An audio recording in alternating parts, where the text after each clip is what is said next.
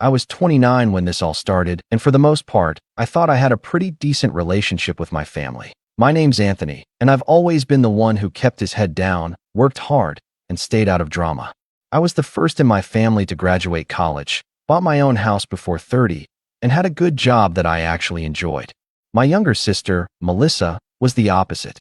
Every crisis in her life somehow became a family emergency. Lost a job? The family had to pitch in. Got into credit card debt? Mom and Dad bailed her out. Wanted to go on a vacation she couldn't afford? She borrowed from the family account we all contributed to for emergencies, and of course, never paid it back. I tolerated it because it kept the peace. That was kind of my role in the family, the calm one, the fixer, the person who smoothed things over when Melissa and my parents went at each other. But it always left this bitter taste in my mouth, like my stability was being treated as a backup plan for everyone else's mistakes. The whole thing really started when I got promoted earlier this year. It was a big jump, better pay, more responsibility, and the chance to relocate to a different state.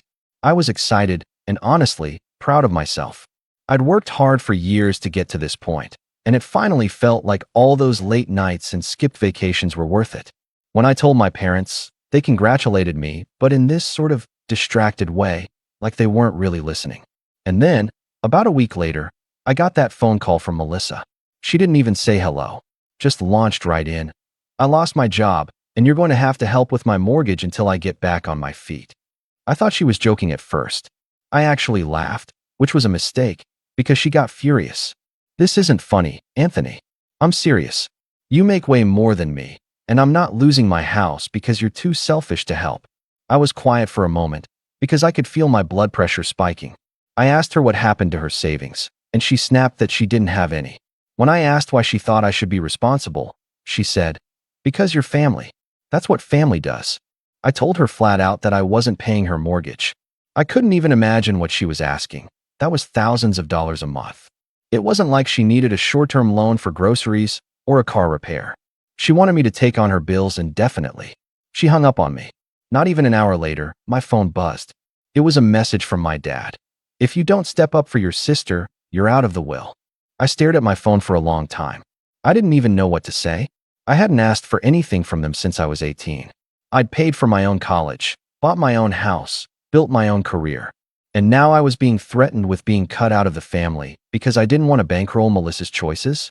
That night, I sat down at my computer and quietly removed my name from every joint account I had with my parents. The emergency fund, the old savings account we'd all chipped into when Grandma passed away, even the shared vacation cabin account that was supposed to be used for family getaways. If I was going to be treated like the villain, I wasn't going to leave my money sitting there for them to drain. By sunrise, I had 37 missed calls and a string of angry texts from every direction. My mom, my dad, Melissa, even my aunt. Some of them were guilt trips, family sticks together, Anthony. Some were threats, "You're going to regret this." And a few were just insults. I didn't respond to a single one. That was the first time I really let myself feel angry. Not just annoyed or frustrated, but genuinely, shaking mad angry. It wasn't just about the money. It was the entitlement, the assumption that I existed to solve Melissa's problems, the way my parents acted like I owed her my success.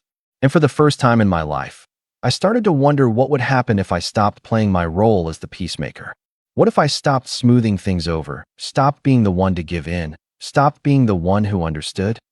The next family dinner was only a few days away, and I already knew I was going to show up, but this time, I wasn't going to stay quiet. And that's where things really started to get interesting. The family dinner was at my parents' house that Sunday, like always. Normally, I'd be looking forward to the food. My dad makes a mean roast. But this time, the thought of sitting across from Melissa after what she'd said to me made my stomach twist. I spent the drive over rehearsing what I'd say if she brought up the mortgage thing again. But when I got there, it wasn't just a normal dinner. It was an ambush. I walked in and instantly felt the shift in the air. Everyone was already seated, which was weird. Normally, dinner at my parents' house was more of a casual, come and go, help yourself thing. This time, it was like they were waiting for me. Melissa was sitting next to my mom, arms crossed, looking smug in that way she does when she thinks she's about to get what she wants. My dad cleared his throat when I came in, like I was late to some board meeting. "Anthony," he said, gesturing to the empty chair. Sit down. We need to talk as a family. I sat, but my guard was up. My mom wasted no time. Melissa's been under a lot of stress, and you laughing at her when she called you for help was completely inappropriate. I kept my voice calm. I didn't laugh at her losing her job. I laughed because she called me and told me I was going to pay her mortgage like it was an order. Melissa jumped in, her voice sharp. Because you should. You're the only one in this family who can afford it. That was the moment something in me hardened. No, Melissa. I can afford it because I work for it. And I'm not responsible for your mortgage. My dad leaned forward, his hands folded. Anthony, you have to understand, she's in a tough spot. Her house is all she has. If she loses it, she'll have nowhere to go. I almost laughed again, not because it was funny, but because the irony was suffocating. She has somewhere to go? She has this house. You've let her move back in before.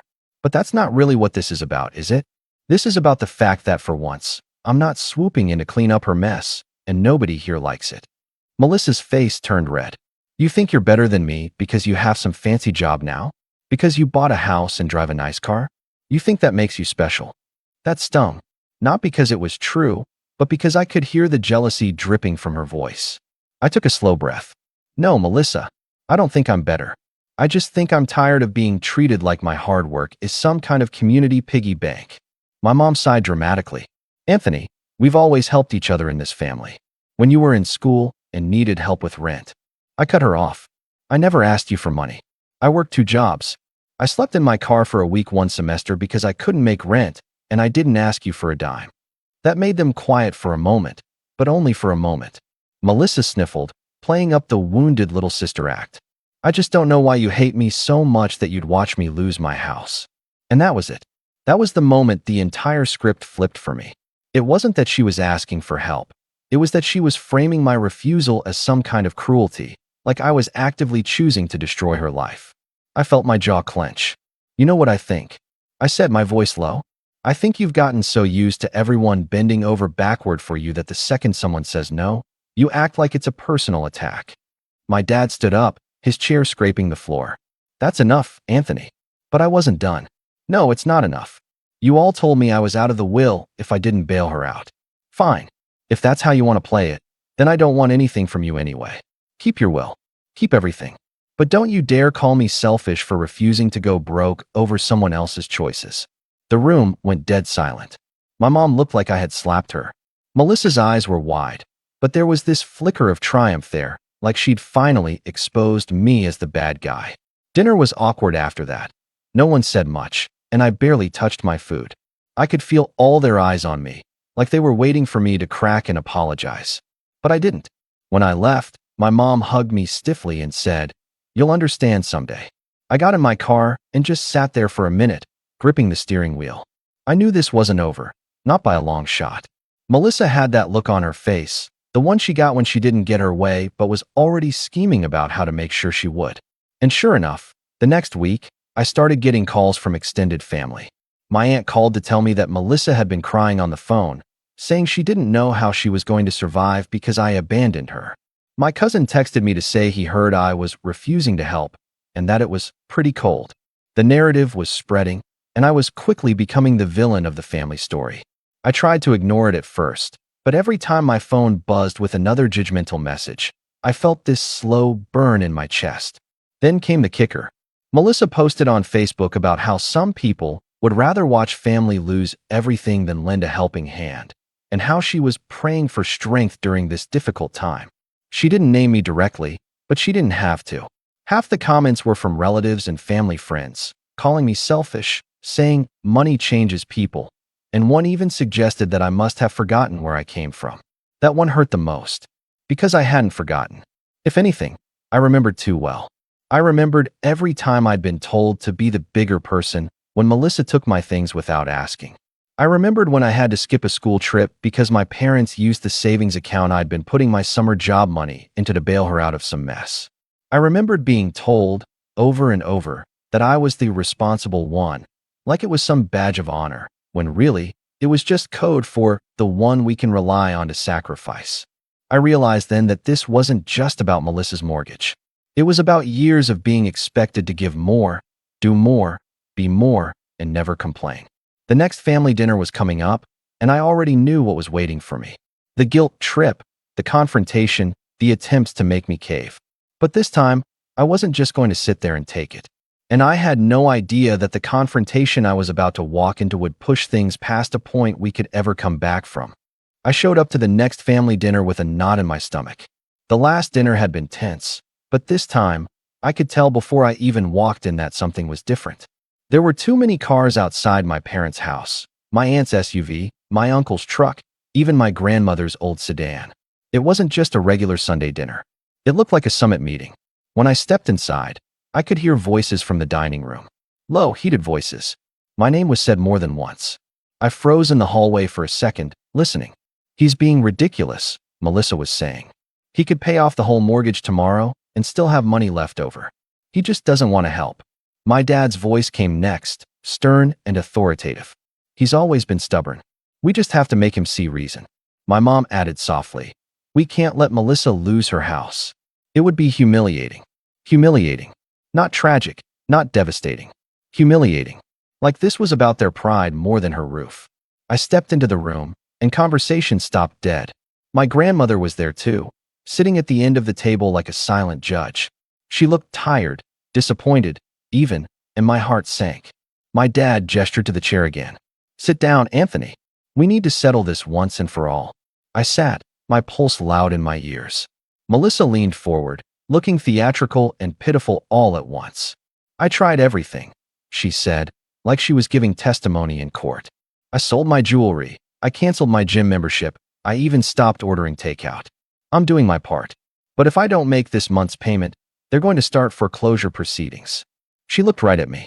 "Do you really want that on your conscience?" I stared at her for a long time.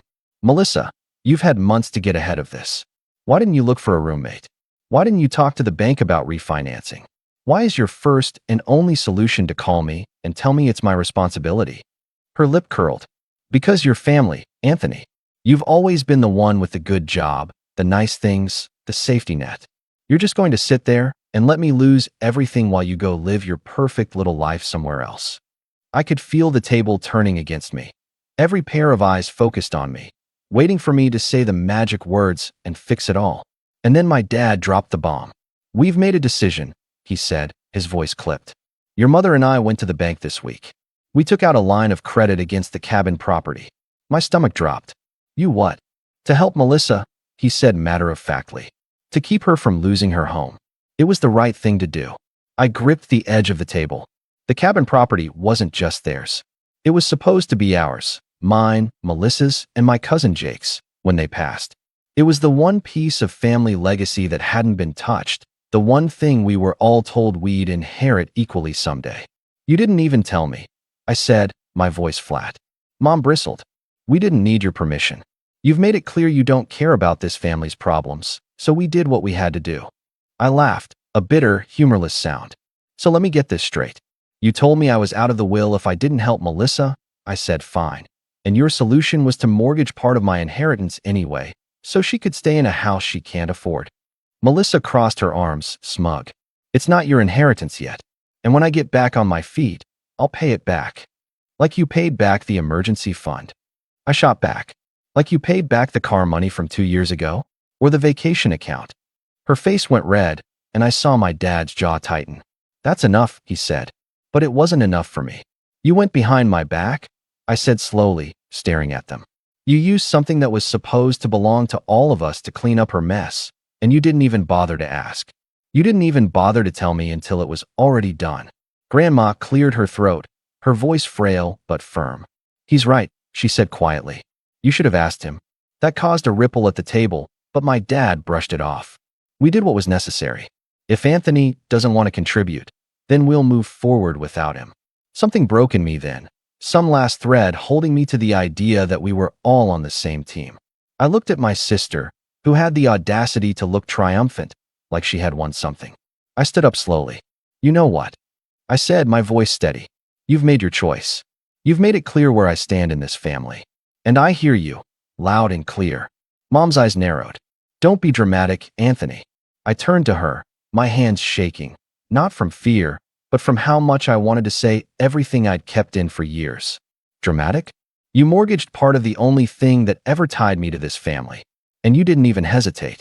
You've always bent over backward to make sure Melissa never feels the consequences of her actions. And you've always expected me to pick up the slack. Well, congratulations. You don't have to worry about that anymore. I walked out before they could respond. I sat in my car for a long time, staring at the steering wheel. Part of me wanted to drive straight home and never talk to any of them again. Another part of me, the part that had been stepped on, dismissed, and taken advantage of for years, was already thinking of ways to make sure they never did this to me again. By the time I drove away, my mind was racing. I wasn't just hurt. I was done. Done being the good son. Done being the backup plan. Done being quiet while Melissa got away with everything. And as I stared out at the empty highway, I realized something that made my pulse steady. I had more power than they thought. I had access to accounts, documents, even contacts that Melissa and my parents didn't. I knew things about the cabin property, about our family finances, that they'd probably forgotten I knew. For the first time in a long time, I wasn't just thinking about defending myself. I was thinking about fighting back. And that thought, that tiny, sharp, electric thought, was the beginning of something much bigger. Because if they were going to treat me like the enemy, maybe it was time I stopped playing nice. Driving home that night, I felt like I was carrying a weight on my chest. It wasn't just anger anymore, it was grief. Grief for the family I thought I had, for the idea that somewhere deep down, we all had each other's backs. I realized that was just a story I'd been telling myself to make it easier to swallow all the small betrayals over the years. This wasn't just about money or a house. This was about trust, and that trust had just been broken in a way that couldn't be fixed with a phone call or a half-hearted apology. When I walked into my house, everything felt too quiet. My living room, usually a sanctuary, felt like a waiting room. I sat on the couch, staring at nothing, and for the first time in a long time, I let myself feel it all. The anger, the sadness, the exhaustion. I must have sat there for hours because at some point, my phone buzzed again. It was a group message from my parents, a long wall of text about how they hoped I'd cool off and come to my senses before I did something I'd regret. I didn't reply. A few minutes later, Melissa sent a separate text with a crying emoji and, "You really hurt me tonight. I don't know how you can live with yourself." I tossed my phone across the couch. I didn't trust myself to respond. That whole week, I kept my head down at work, but I wasn't really present.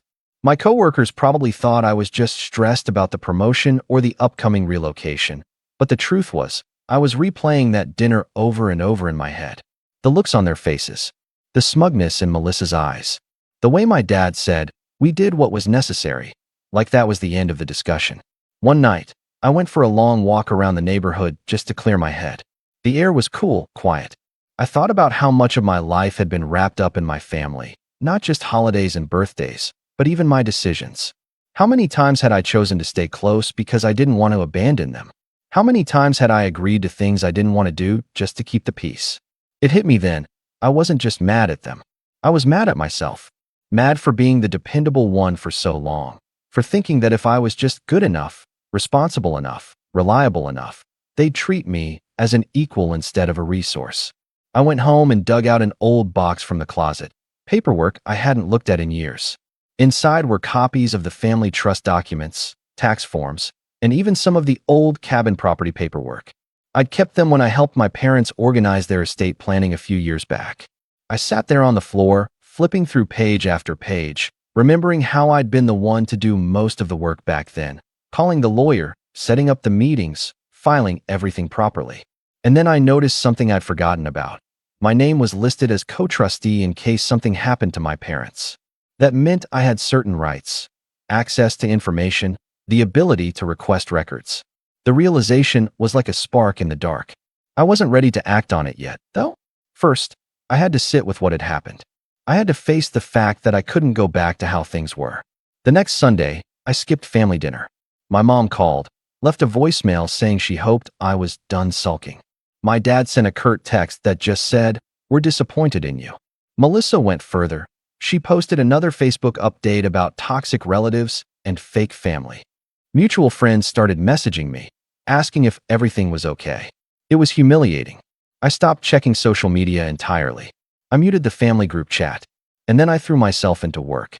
If I was going to walk away from my family's expectations, I needed to fully commit to my own life. That meant preparing for the promotion and relocation like nothing else mattered. It was strangely freeing at first. I started working out again, something I hadn't done consistently in years. I stayed late at the office, not because I had to, but because I wanted to. I made plans with friends I hadn't seen in months.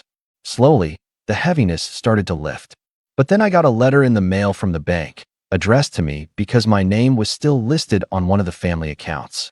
It was a notice about the line of credit my parents had taken out against the cabin. I don't know what it was about holding that piece of paper in my hands, but something